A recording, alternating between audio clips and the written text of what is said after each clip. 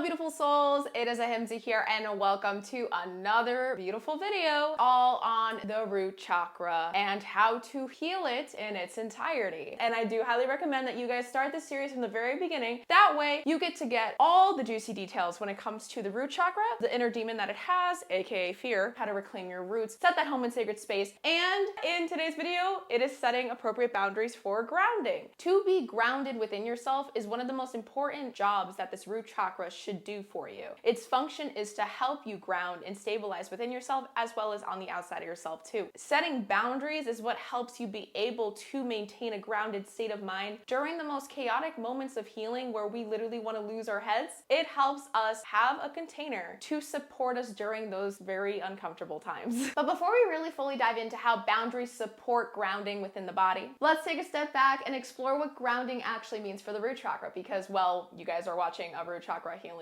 series video, right? So let's get into this, guys. Let's go.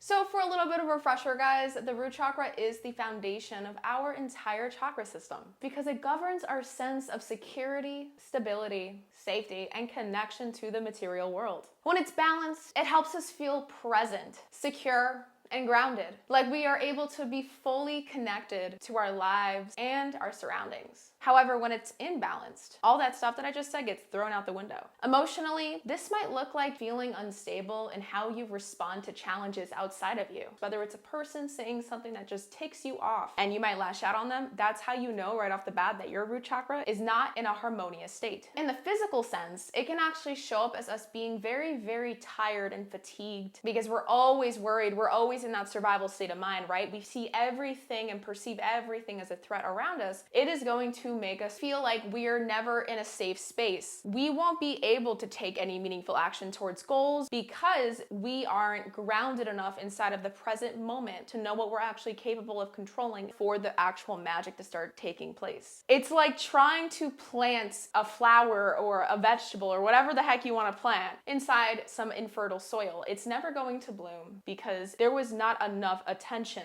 nurturing, love, compassion put into the base in the first place. But it's the grounding that allows you to feel safe enough to explore those darker aspects of what makes you you. Because a grounded state is what brings awareness to the present moment. You get to do the shadow work. You get to do those dark nights of the soul in a space that feels contained and secure enough where you can ground yourself in order to be able to start implementing that into your life. Let's explore how setting those appropriate boundaries will help you be able to maintain that grounded state of mind through your healing journey and overcoming any blockages in your root chakra entirely. Boundaries act as a container for your energy that'll ultimately help you stay grounded, protected, and focused during your healing journey. They ensure you have the stability necessary to tackle any challenges that might come in your way without allowing you to feel overwhelmed, which is a big, big thing that a disharmonious root chakra can make you feel. If you have been stuck in a self-sabotaging cycle for quite a while now, chances are that your brain has seen that as a coping mechanism and it has developed an area in itself for you to keep going back to, even during times when you are ashamed of it, even during times when you don't want to do that. That is the last thing that you want to do. Your brain will try to find ways to make you keep going back into that cycle until you use your magical free will and awareness within you to cut it and stop it in its tracks. Boundaries are what help break that cycle by creating structure in your life and accountability that you can depend on and rely on for yourself. When you feel lost, when you feel like a deer in headlights in the middle of your healing journey and you don't know what to do because you know that you're about to get triggered right now, those boundaries help you say, oh, okay, let me step back and let me honor that thing I made for myself, that little rule I made for myself, so that in case something like this ever happened, I can protect my energy. I can protect the progress I made on my healing journey. That boundary that I set for this exact moment is what is going to help me do that. And this is also one of the biggest reasons why a lot of people give up on healing themselves. This is also one of the biggest reasons why people quit therapy so early when things start getting very touchy. If we are more predisposed to be in the survival state of mind, like most of our life, we have been stuck in a state of fight or flight. It is very second nature for us to kick into that survival mode rather than to kick into a state of mindfulness and awareness and logical rationality. When it came to me befriending the relationship I have with myself and finding a home inside of myself, I wanted to list out a couple beautiful examples on how you guys can start setting those appropriate boundaries for your own healing journey today.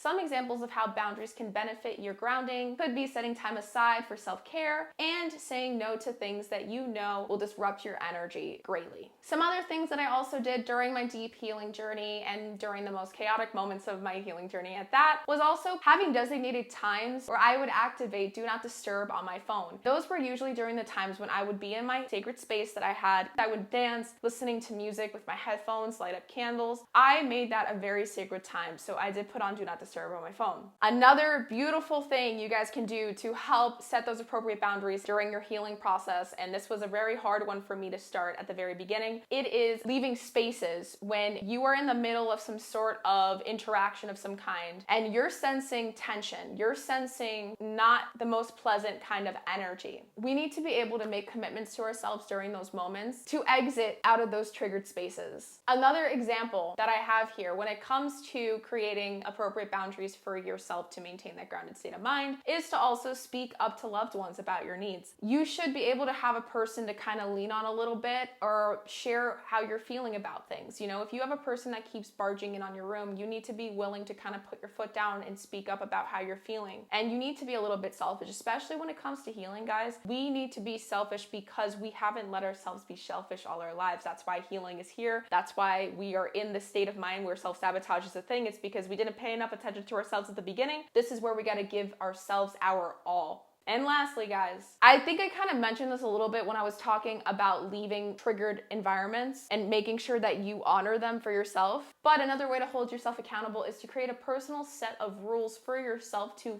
follow during your healing process. Tape it up in your sacred space, tape it up in your car, have it posted on your mirror. I don't know, wherever you guys want to put this, you need to have a reminder to show yourself that you are going to be consistent, to show to yourself that you are not going to give up on yourself, because this is where the healing is all dependent upon how hard you're willing to show yourself you want it. Boundaries are gonna look different for everybody. Everything I just shared with you are just some examples and things that I think can really benefit you, right? But it doesn't mean it will. This is where you get to be a little bit creative and show to yourself again how badly you really want this. If it's hard for you to create your own, use one of the examples I just gave you. Pick a boundary that resonates with you the most, that you know that you struggle at the most, and make that a goal, make that a priority for the next 3 months or the next 2 weeks or however long you want it to be until you feel ready to add another one. Every healing journey is unique. You get to create the pace at which you want to move through your healing journey. No rush, no pressure. Just make sure that you do start setting those appropriate boundaries, because I don't want you guys to have to repeat the healing all over again. The root chakra is just so vital to our healing journey. It's the foundation of the chakra system. And that's exactly why I wanted to make sure that we got to fully explore all of the most important aspects of the root chakra before considering moving up the rest of this chakra system. So while I plan to continue adding more videos to this series over time, I feel like I'd be doing you guys a disservice if I didn't start weaving the root chakra into the next most crucial and important chakra for healing and overcoming self-sabotage in its entirety, the sacral chakra. The root and the sacral chakra are part of something that I like to call the foundational triad of our energy system. And their relationship that they have with each other is one of the most crucial factors to the success of any healing journey at all. And in the next video, we're going to get to dive into the very important connection that the root and sacral chakra holds with each other, as well as why the relationship they hold is going to be the literal epitome to whether or not your healing journey is going to be successful or not.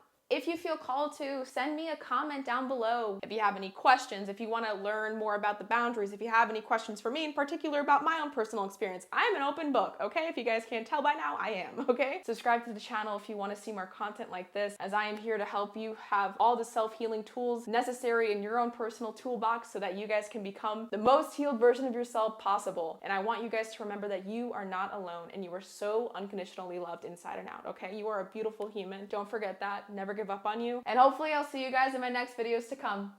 Bye.